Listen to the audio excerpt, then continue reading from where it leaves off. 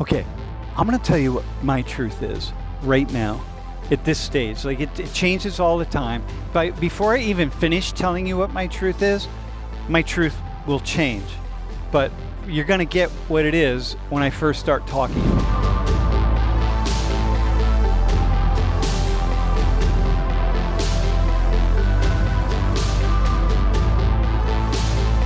The title of the class is My Truth. Okay, y'all? My Truth. All right, go to the next slide. And this is a starting question you all are going to get asked. All right? So what I want you to do is I want you to come up with your answer before you hear other people's answers, okay? So what if you could go through the door over there, take your phone so you can take notes and write out just basically they sketch a few bullet points about how you would answer that question. Okay? Okay. I'm going to tell you what my truth is right now at this stage. Like it changes all the time. But before I even finish telling you what my truth is, my truth will change. But you're going to get what it is when I first start talking. There are no clear answers to anything. And truth is always somewhere in between polar opposites. It always is. Doesn't matter. When I start feeling really extreme about something, like really certain and really annoyed or really happy or really something, and I lean in some direction, I always can stop myself and say, wait, hang on a second. How is the opposite or something very near the opposite also true? And then I go to the other side and I see something that's true. It always happens to me. And in this class, it's very much part of how and why I do the class the way that I do, but also a lesson that I'm trying to demonstrate in always, day after day, in this classroom, in everything that we do. So it's kind of like this moderation thing. No matter what, I just twist it. It's like a kaleidoscope. I see something, I turn the kaleidoscope, I see something else that's equally clear and seems very different. And I'm going to give you an example of how this operates in the world. Because right now, there's this conversation going on. You know, this CEO that just got, I guess you could kind of say assassinated, really, just got killed in New York. And he's part of this healthcare company, and there's a lot of conversation about the healthcare company and about all of the kind of devious and nefarious things that they've done. And in him as well. It's actually kind of unnerving how people have been pretty callous about this guy dying. But I want to show you something. You hear this term regulation. And in the 4 years of the Donald Trump presidency, the next one, you're going to hear it a lot because this is an issue that is very much on the table. It's on the table with the Democrats as well, but it's very much on the table. And regulation, and I'm going to show you, again, remember, I'm going to show you how balance operates for me, okay? In the way that I see things and how I think it operates in the world. Regulation is when you put rules, for people rules, procedures, these exist so that just what I say right here, right? So you're trying to prevent harm to people and you're trying to ensure that there's a fairness in the world. So the way this operates in this class is that we know that human beings will operate in discriminatory ways. We know that. We know they have done that. We have a long history in this country of people discriminating against other people, mostly minoritized groups. So we see that.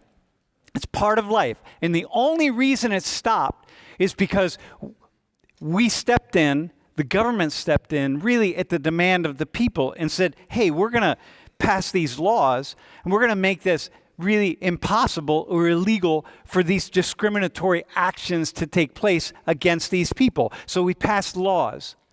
And then sometimes those didn't work really well, and we passed more laws. And so there's always a tendency to try to fix problems in the world by passing laws and making rules and to regulate people's behavior. But the problem is you can only regulate people's behavior so much, because every law is, and every rule and every procedure that people have to follow is just onerous to them. It's just stuff that just gets in the way of people just doing the best they can and living the best way they can and just taking responsibility for themselves. So you have this thing going on that you have to have regulation.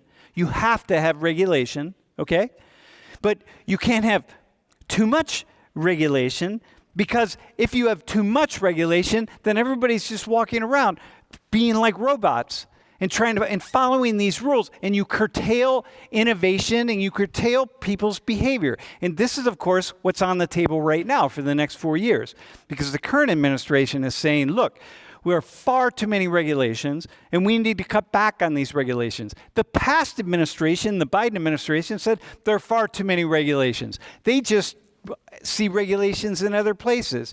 So this is what government is, and this is why people say we want as small a government as we can possibly have in order to deregulate, to not have too many rules that are guiding our behaviors, to allow us as individuals to live at the best lives we can possibly live and be happy and be free and take responsibility for ourselves. So you don't want lots and lots of regulation. Is that cool? Does that make sense? All you business people, you get this, right? Because you talk about this in your business classes. But sociology people and everybody else should think about it as well. Okay? So, for example, we could regulate all sorts of things about race and inequality, and we've tried to do that. And, people push back against some of it because they say, wait, hang on, that doesn't make sense. What are you doing? You're telling people they have to act in certain ways. You're demanding that they do. All right? So here, let me go to the next slide. But you got a problem, right? You got two things that are happening. You regulate people, and they got all these rules, and they say, why do we have to do it in this way? Like, what's the point of that? Because you told us we have to do this, and so we have to do it this way. On the other side, we have, wait, why isn't that regulated? Like, why are people allowed to get away with that? Like, I was on an airplane just a week and a half ago, and they just changed my seat. I bought the seat to sit in this seat right here, and I get to the desk, and the airline says, you're no longer in that seat. We changed you to another seat. I'm like, how is that possible? How are you doing that? Like, you can't do that. And they're like, well, we can do that. So then we say, the airlines shouldn't be allowed to do that. Or they leave us sit out on the tarmac for 5 hours. And you start demanding, the airlines shouldn't force people to sit on a plane for 5 hours. Like, how is that legal? How is that possible? Well, it's possible because there's no rule against them doing that. Although now we just passed a rule. But it's possible they can change my seat because they can. And so then people demand regulations. How is it possible that United Healthcare, the healthcare company of the CEO who just got assassinated, how can somebody need an operation and their doctors say they need an operation, and they have insurance to pay for that operation, and all the paperwork gets submitted to the insurance company, and the insurance company looks at the paperwork and says, denied. And then you say, damn, that should be illegal. That's what regulations are. That's why we have regulations. That's why we have it. You see, that's the point. You can't live without regulations. But also, you can't live with too many regulations. You see that? So you got both things. It's like, oh, yeah, if we don't have regulations, people will just run wild. Penn State would be allowed to charge anything they want for tuition. But there's certain people that come along and say, nah, you're not allowed to do that. So you got to have some regulations. So here, oh, but wait a minute. But that's a lot of regulation. So then you're over here and you say, Yeah, you need some regulation, but you don't need too much of it. Have as little as you possibly can. You see how that is? The balance. Everything is about balance. And in the world of social 19 and race, culture, and ethnicity, everything is about balance. You got to have a little bit of gun control, my friends. Because if you didn't have a little bit of gun control, some of you all would be walking into this room with loaded AR-15s all across your back, because you just would be, because you just would want to do that. And so we pass a regulation that says, nah, you're not going to bring AR-15s into 100 Thomas. And you know what?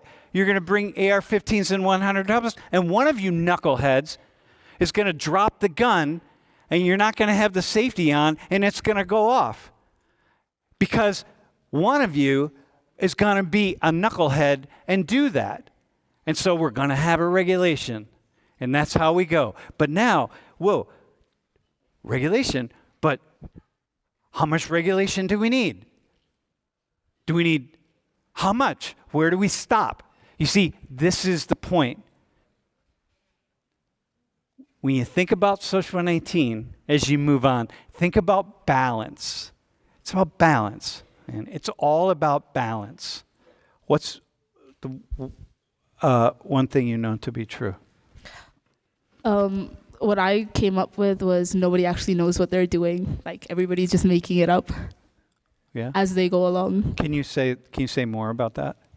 Like, it's more just a way of thinking. I'm not talking about very specifically like in your job or career. I'm just saying in life generally, nobody really knows what they're doing. Everybody's just making up as they go along. No, people don't really know how to live, how to live the right life or the good life or the best life. Right, exactly, yeah. Uh-huh.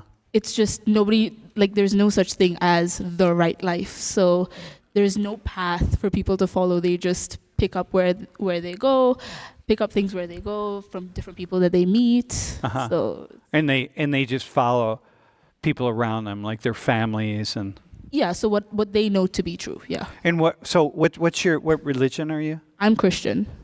And can I assume your parents are Christian? My parents are Christian. My entire family is Christian. Do you believe in Jesus? Yes. Well, so what if you weren't born into a Christian family? Then I wouldn't believe in Christianity. Well, how can you believe in Jesus if you know that I could have just been born somewhere else? Because I believe in it because of like my parents, my upbringing, the way the people I've been surrounded by. And so that's why I believe in it. So then if I was brought up in like Hinduism or like if my parents were maybe atheist, right, I'd be like picking whatever I believe to be true. But right now, what I've been like exposed to the most is Christianity. So Okay, hang on. Yeah. So sorry, I cut you off. No, you're fine. Yeah, all right. But listen, I just want to push on this a little bit. Okay? By the way, Christians, okay? I'm not trying to talk her out of being a Christian, okay? Jesus lives in her heart. He's not going away because of anything that I say, okay? Although I'm going to work really hard to just get her to look at that for a hot minute, okay? But here's the thing. You've already said, okay, but you've already admitted no one knows what they're doing. Yeah. So you don't know what you're doing either. No. So that means you basically are just following your parents. Yeah. So you don't have to think much about it. Yeah. Yeah, that's kind of what it is. So, okay, so you don't know what you're doing. It's kind of a big thing, though. What is? Well, like just following your parents? Well, yeah, in a way. Or choosing how to worship God, I think, is a pretty big thing. I guess so, yeah. Well, if you're not really making a choice. You're making no choice. You're just following them. As in, I feel like you were given a choice, of course, but then because that's how we grew up, I guess it's just that's what we follow. Well, no, you're not given a choice. Your choice goes back. Okay, first off, you're Indian, right? Yes. So if you go, we don't have to go very many generations back. Okay. That your family, they were Hindu or Muslim. Probably, yeah. Yeah, and then because the main Christian conversion in India only really happened last century, and even then, so had somebody in your family, maybe on both sides, not had that moment where they just went, oh, God, and they went toward Jesus instead of Krishna or Vishnu or wherever, right? Whichever of the 10 million or so Hindu gods they decided to follow. Yeah. If that hadn't happened, you'd be up here talking about being Hindu. Probably, yeah. Okay. All right. So your idea is that we're kind of winging it. Do you feel like I'm winging it? Yeah, right. So you have someone in your ear too. So when you run out of words, someone's telling you what to do. I don't have it today, though. I didn't wear my earpiece today, so I don't have anyone telling me what to do. So that's it, man. It's okay. No, but do you feel like you listen to me, things that I say? Yeah. Do you feel to a degree, I don't know. I don't have the answers. I don't know what I'm doing. Isn't that the concept of sociology? Yeah, I think so. Yeah. Yeah. Okay. I take that as like a compliment, by the way. Okay, let me ask you another question. So, hang on. So people they haven't figured it all out. They're just kind of getting by. And the other thing I will tell you, how old are you, 19? I'm 18. 18? Okay. As the years go on, you will see how true that is more and more and more. You'll see the truth of that. Because the older you get, the more you really see that we truly are just, no one really knows. We're just making it up. And the people that cling the hardest to their beliefs, whatever those are the ones that probably know the least. Yeah. Yeah. Or are the least certain. Yeah. All right. What's your truth, bro? When I first saw this, the first thing that came to mind was like money. And like my take was just basically money is the route to freedom. Money is the route to freedom? That's a truth? Yeah. Because like, how do I say this? Whenever you would see someone like trying to do their best or something like that, they would not always be able to do what they want. And sometimes they would need the money to do what they want. So like back in my high school, there would be people who would not be able to come to like the high school or something like that because they would have to work to provide for their family. So like that's one thing I know to be true is if they had the money, they would actually have the freedom to come to school. Yeah, but if they had the money and went to the school, they wouldn't have the experience of going somewhere else. Yeah, but and if you go somewhere else, you have the experience of living a different life. So you're free, then you encounter all the freedoms along there. So you're saying money is the ability to do things that we've decided we want to do with the money that we have, which doesn't have anything to do with freedom. It's more so like, here, how do I word this? It's more so having the ability to choose. It gives you the ability to choose. Yeah, like for instance, if I like fail a class right now, I could like won't be able to take it again because I don't have the money. But like if someone else had the money to like retake a class, they would be able to afford it.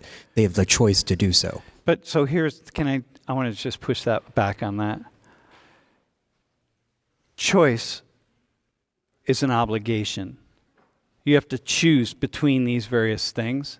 So once you have to make a choice, you're no longer free. Like you have to make the choice. So you've given up your freedom by saying, I'm going to make any particular choice, or I'm going to decide that I have to make a choice. And once you decide you have to make a choice, then your freedom's gone, man. Bro, hang on a second. Hang on. I have something for you. Hold on. Oh, no. Peace Pilgrim. So this woman on the cover, can you zoom in a little more? See her face? Her name is Peace Pilgrim. At some point in time, she had a name. And she gave up her name. In fact, she gave up everything, okay? This is my last copy. So I just cleaned out my office the other day, on Saturday. And I after 34 years at Penn State, I had all my stuff in my office, and I saved two small boxes full of stuff. And I saved this book and another book. I'm going to give it to you, by the way. She decided that she wanted to be free, okay? So she got rid of her name. She called herself Peace Pilgrim. She walks around the world. She walked around. She's dead now. She had a comb. She had a toothbrush. And she had the clothes on her back. She had nothing else. And when her shoes wore out or she needed new clothes, she would wait till somebody gave them to her. She didn't have any money, so she didn't buy anything. Someone would just notice that she needed new shoes or needed something, and someone would give it to her, and then that was it, right? She owned nothing. She believed nothing. She gave up all her beliefs. She gave up everything about herself, her past, everything. She just gave it up. And the only thing that she had was she just walked across the country, back and forth, north and south, back and east and west, north and south. And she just was happy. That's it, man. She was just happy. And she spread peace. She was a pilgrim for peace because she didn't have an ideology. She didn't have anything to teach. She had nothing at all. She had her comb and her toothbrush. And that was it, my friend. She didn't have decisions to make. She'd wake up in the morning and she'd be like, oh, I'm going to go on this way or am I going to go this way? And it didn't matter. She would just kind of spin in a circle and decide, oh, I'm going to go that way. And then she would go. She ate when people gave her food. If they didn't give her food, she didn't eat. She slept wherever she was. She slept. So she used to be in the north in the warmer months, and that was it, man. If no one gave her food for several days, then she didn't eat. If she didn't have anywhere to sleep, she'd just sleep outside on the side of the road. That's freedom, my friend. She was free. She's the only human being who I've ever encountered who was actually, well, she's the only one for me I've encountered who's actually free. That's actually really cool because like not many people are just able to give up everything that they know. No, almost nobody is. Because they have ideas, like money is the key to freedom. And once you have that idea, then you become give up your freedom in the pursuit of money with the ability to have more choices, but the more choices are more oppression. Because when you have to choose, it's like you're going to walk in this classroom. If we have assigned seats, it's really good. You know you got to sit in your assigned seat. But otherwise, you could sit in any one of these seats, and then you'd be walking around going like, holy, where am I going to, where am I going to, oh, God, the whole thing, everything. Isn't more choices better? Because like, say if I don't know the person I'm sitting next to, I could just be like, hey, what's up? My name's Logan. Dude, more choices can be better, but it's not freedom. You see, more choices is not freedom. Choices aren't free. Choices come with the burden of having to decide. She didn't have that. All she had to decide was, well, I'm going to keep brushing my teeth, so I got to have a toothbrush. And I'm going to comb my hair. Although if you look at her hair right there, it doesn't look like she combed it that morning. Maybe she lost her comb. But, yeah. It was a windy day. Yeah, whatever. It was a windy day. It was a bad hair day. Sam? Yeah. For the record, Jamie told me to tell you that a lot of people seems to agree with his position in the chat. On the chat? Yeah. Yeah, dude, chat people, of course you do, because you're not free either, man. Peace, Pilgrim, Ms. Pilgrim, Ms. Peace, because you'd have to do that, and nobody wants to do that. Of course we don't want to do that. Who wants to have that?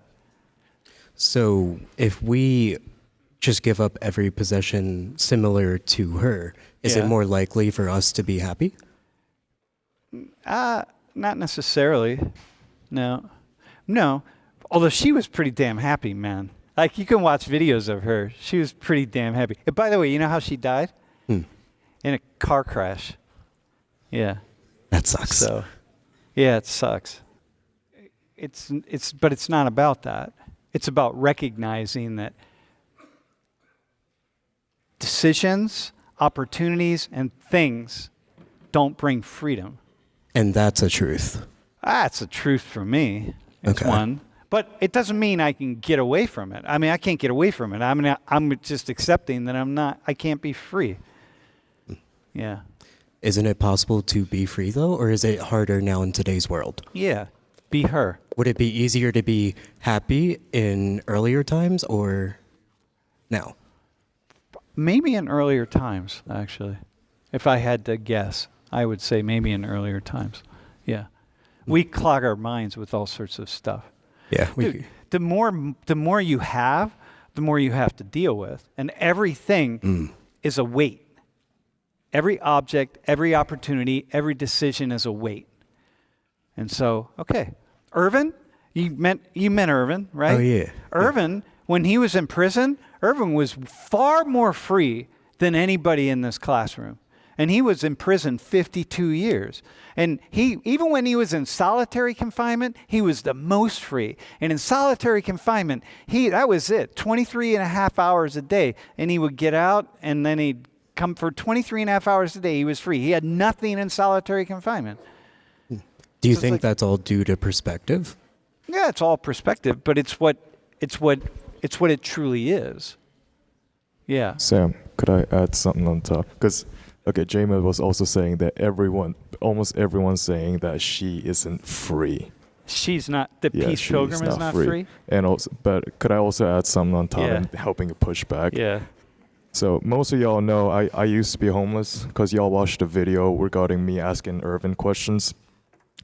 And I will say, I didn't even have $300 at the time when I was homeless, but I have been the most free at the time when I was homeless because I had the choice to do anything from ground up.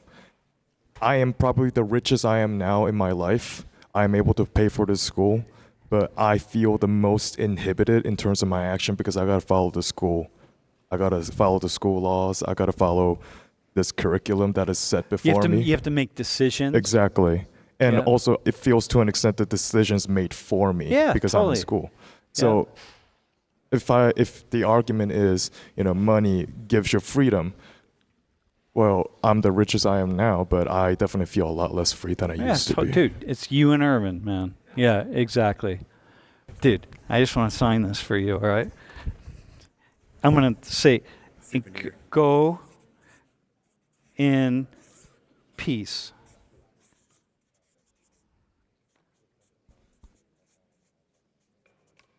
Dude, go in peace. Thanks, man. Dude, anytime, man. What's something you know to be true? You choose your own destiny. Yeah, how so, man?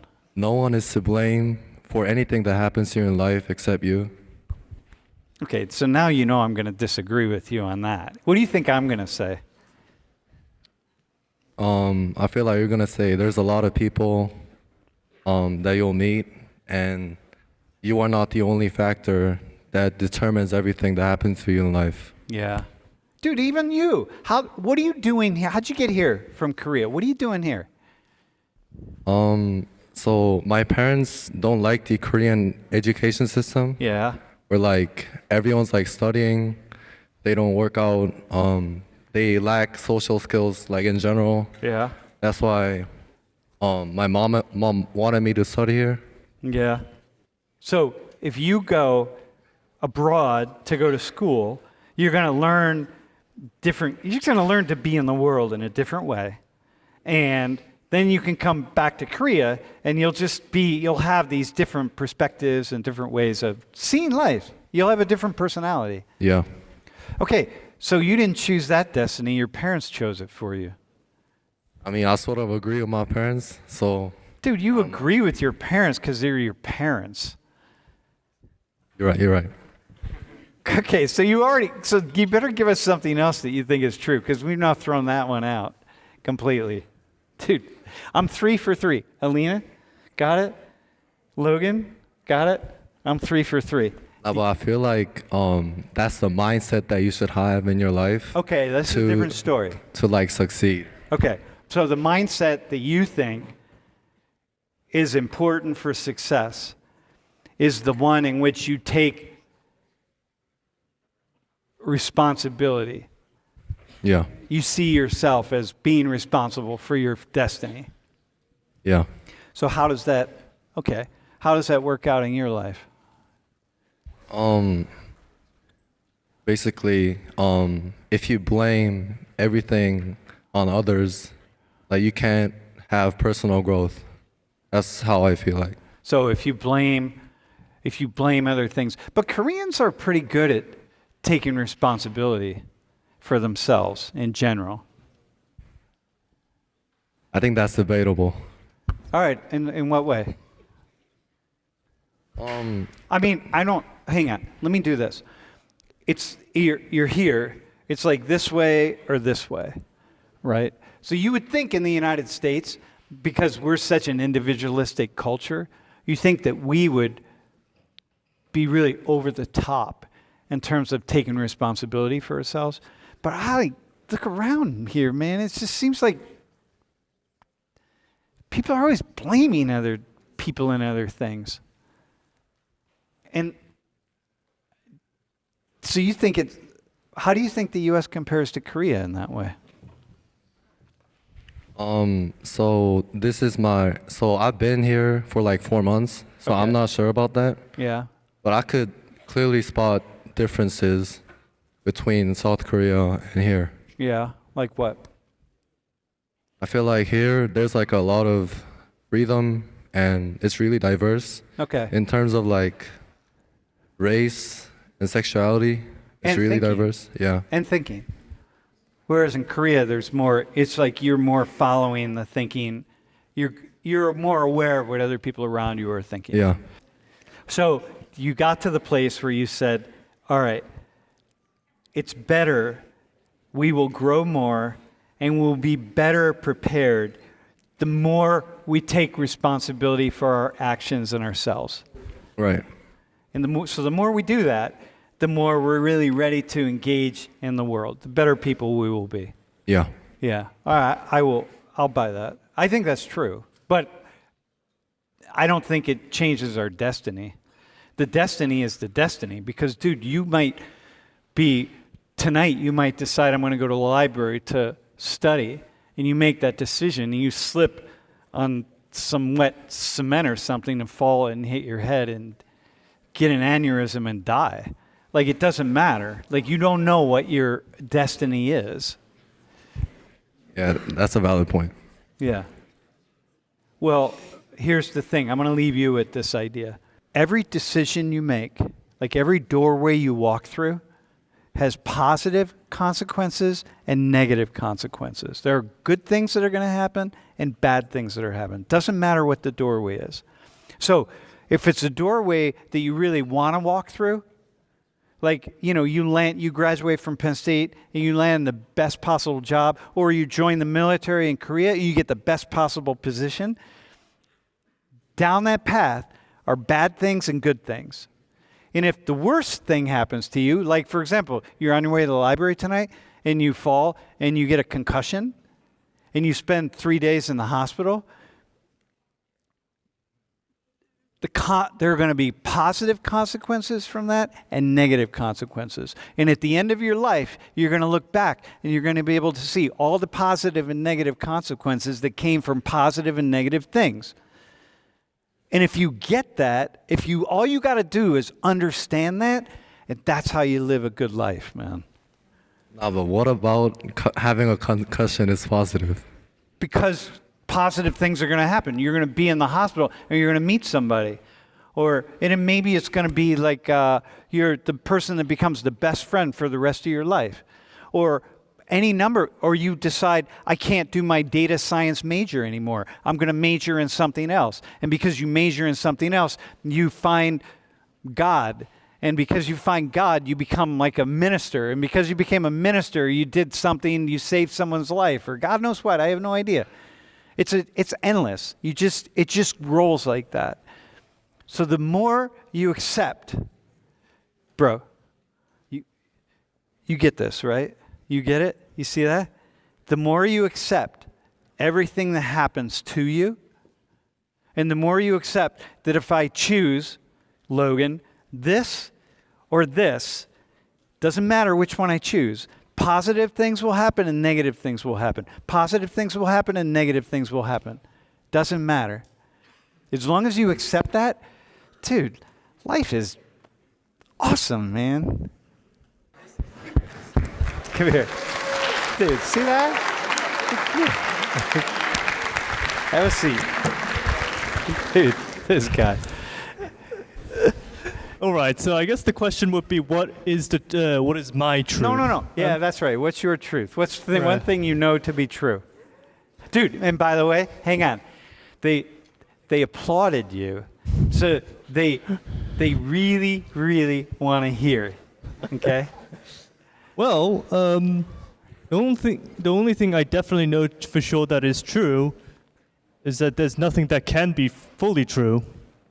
Because do you think there's going to be, like, I know that's a very ambiguous and philosophical answer, but one of the things that I always think back to is, so during one of my Wilden conversations, I had one of the people that were participating was saying, Wait. Hang on. Shh. Go ahead. was saying, I don't intend to vote because I don't know enough. Okay. I didn't really say it back then, but with hindsight, there is the response I want to give it now. Then do get educated. Try to learn. As I've said, there's no full truth, but there is as close as you can get to it. No, not as close as you. Right. You can get a little bit closer to truth. Right. Okay. But you know what? The more you learn, the closer you get to truth, the more you see that truth it's like sanding your fingers, that there is no truth. Exactly. So then the closer you don't get to it, the further you get to truth. But that's... She gets that. But that's the thing. It's a never-ending grind, but that's what makes it fun. Yeah, dude.